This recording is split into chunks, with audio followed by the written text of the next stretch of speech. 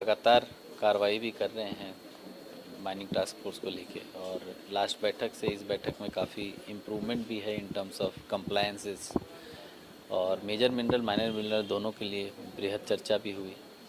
और कुछ इम्पॉर्टेंट बिंदु थे जिस पर कंप्लायंसेस आने लग गए हैं। अब थानों में बृहद मात्रा में खनिज पड़ा है जिस पर केसेस हो रखे हैं, उसका निष्पादन होना है। गाड़ियों जो जब्त है उसका या तो राजसात होना या छूटना, जो भी कोर्ट से कंप्लायंसेस है उस पर भी हम लोगों की चर्चा हुई। नए एफआईआर्स, नए जो अवैध मुहाने हैं खदानों के, उसको बंद करने को लेकर बातचीत हुई। जो बार बार खुल जाते हैं उसको दोबारा बंद करने के लिए, या ऐसे तरह से बंद करने की फिर ना खुले। और इन सबसे महत्वपूर्ण जो बिंदु आज आया है वो सेफ्टी को लेके है। माइंस, ओबी डंप, उसके आसपास के कई सड़क हैं जो धंस जा रहे हैं, उसके आसपास हानि होने के चांसेस हैं, उसको लेकर विस्तृत चर्चा हुई। और बीसीसीएल के सभी पदाधिकारियों ने भरोसा भी दिलाया और वो लोग अच्छा काम भी कर रहे हैं।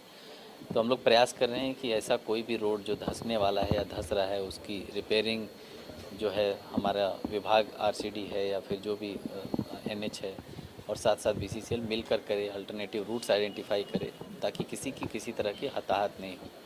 ब्लास्टिंग को लेके विस्तृत गाइडलाइंस हम लोगों ने लास्ट बैठक में भी दी थी और अब उसका कंप्लायंस भी होने लग गया है।